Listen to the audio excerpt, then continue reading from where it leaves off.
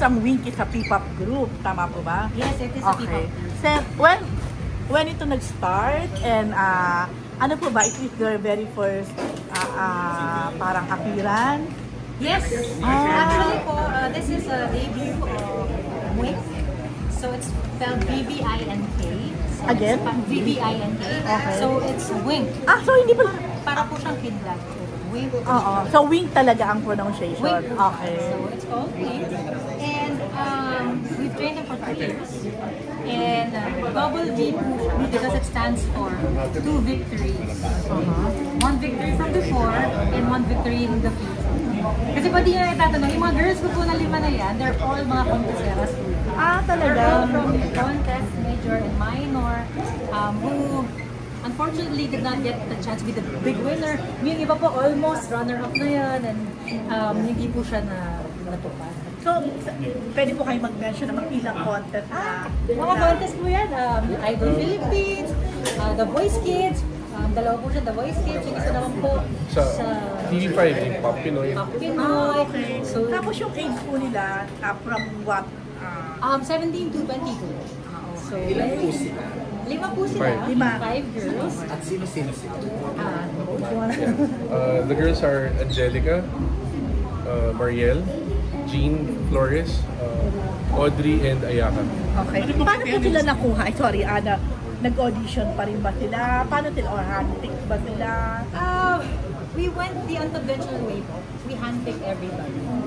So, we paano yun? Parang pinanood nyo sila isa-isa? Yes po. Yung iba po sinubaybayan po namin sa contest. And yung iba naman po recommended by other people. One thing po that we wanted to find were people who were driven. Yan po sila yan. Dahil di ba sabi po nila kahit hindi nagwagi, baka po magwagi pag nabigyan ng tamang pagkakataon. What's the future victory naman that you envision for them? Yung pangalawang Oh my gosh, the victory po is something that would make them feel fulfilled as artists, as people, as young women. I want them to feel empowered na kahit sa second chances nila, this is the time where they can actually make something of themselves through hard work, for not giving up, with grit, di ba? Try lang and try. Kasi yun ang ginawa nila, yung iba, they were singing contests since they were small. As early as 6, 7 years old, di ba? Hindi na sila nabigyan ng chance ng breaks. Pwede ko malaman kung ano yung background. Sorry.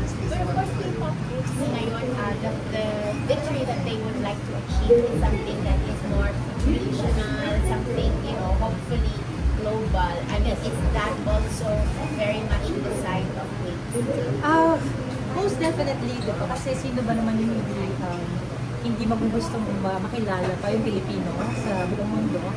And we're not new to P-pop din naman. As Flip Music kasi, we're the management. We also produce music for other artists. Under Flip Music? Yes, under Flip Music po siya. And we are a label as a Dr. House. So, ang Flip Music po, we've been in the industry for 15 years. We've made hits for Sarah Geronimo, si Jamo po nag-produce ang Tala. Di ba po? And then we did Ligoy. So this is your first P-pop group Pa? under Flip? This is the first P-pop group that's under Flip Music 100%.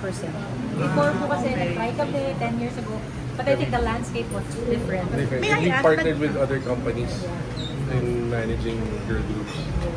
And that was like a decade ago. A decade ago, yes. Parang second chance din po namin. You could say that you know more about getting them out there in the regional and global scene now, after 10 years of having your first co-handling first P-pop.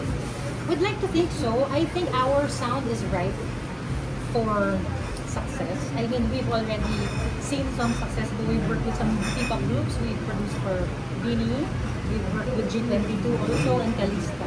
As a matter of fact, two of our members are writers. Isa si Angelica, is writer of Tropical. The other one si Mariel is the writer of Alas 12 by Kalista. So we really want to be in the scene also. So we've already been working there for a long time. Marami pong nagsusulputan ng mga P-pop groups ngayon. Sa palagay niya yung mga challenges mga hurdles na harapin. Ang dami po, madami po. Mahirap po ang grupo. Ano yung difference nila, tingin ninyo, from other P-pop groups? Kasi marami na talaga. And dapat di ba meron distinct something about them na... Did you have to offer? Well, first of all, let's start sila with solo songs.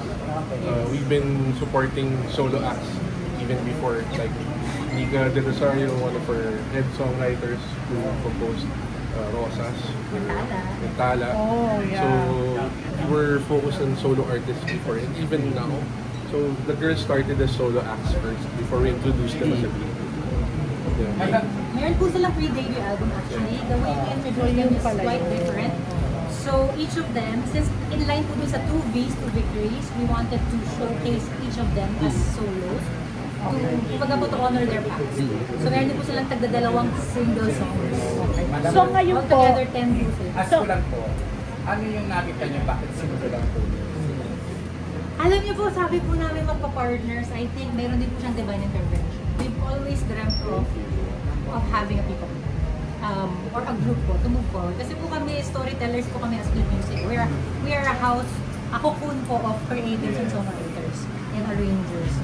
So we always want to find avenues for where we can share our music, truth, we need stories to tell, to emulate that. So I think it's not about a girl group, a boy group. I think it's a matter of finding the right people at the right time to really push that dream forward. So ngayon po siya, I think yung right time for us.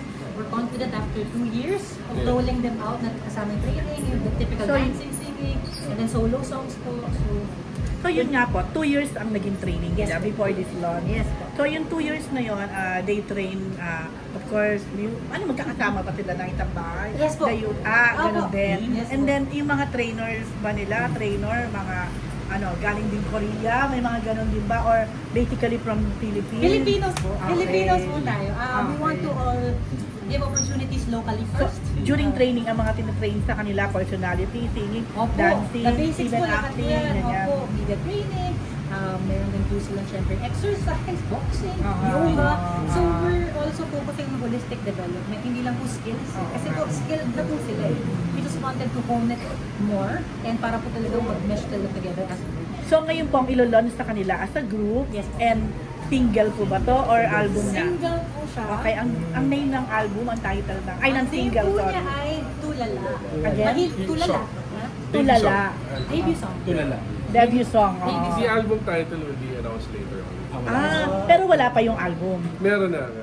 But we're announcing it later on. So wait lang, naguluhan ako. So ngayon, ang launching niya ay pati yung album na Ang usually po kasi pag ganito, ang ginagawa natin is debut single. single. Para po para lang dito na sila, we're this is our debut song. But kompleto na yung album. Kasi ilo-launch. Actually, complete na. Ilan tracks yung album nila? We are thinking po around 6 or 7. 6 or 7. Okay. All original? All original. All original po as Flip Music. 95% naman po ng As in, nai-record na nila lahat. Saka yung flavor na nilalabas namin is with music. So, handa na rin ba kayo sa pressure na maikukumpara nila sa Billy? Ay, kami naman po sir, we admire Billy. It's flattering. It's flattering po kasi bagong group kami.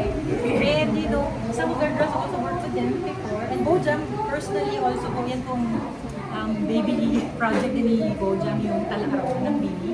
So, in a way po, indirectly, we admire them, we work with them, you know, we aspire to be them as well. Kasi po, new gen naman po itong mga bata. So, they're just starting sa karera nila. So, sana po hindi sila ma-compare, bigyan sila ng fair chance. Because Filipino naman po tayo lahat. So, nagbigay na po sila ng opening with SB19 sa world stage. So, di ba po, I think yung mga new generation naman po, I think 5 years, 6 years na po rin sila. So, kami po, first month. So, first month ko lang. So, Wait, Tsaka first napakahirap mag-manage ng group. So, gano'ng kahaba ang piece mo? Ay! Ready naman po kami. Ready naman po kami dun sa na-plan namin for the grades. That's why it took us 10 years again to try. So, Sorry po to interrupt. Pwede ko po makuha yung, sorry to interrupt. Pwede ko po makuha yung name ninyo and your, ay kung ano man kayo dito. Ako kasi Bojam. Ano po? Bojam name ko. Kayo po sa Pero yung full name is Jumbo de Belen. Okay. I'm known as Bojam as So, you're the composer, you're the one? Producer. producer Flip, po. okay. Lahat po ng music na lumabas sa Flip Music, Ay, be sa kayo. label namin or for other artists, And then- sa tenga niya po lumadaan bago po And mailabas then, sa ma'am, you're What not- about you? Manager din. Manager What Ako about po ay si Jelly Mateo, ako po ang CEO ng Flip Music. Wow. Lizel, tama ba? Jelly Jelly. Jelly Mateo. Jelly Mateo. Okay. Okay po, thank you. Thank you.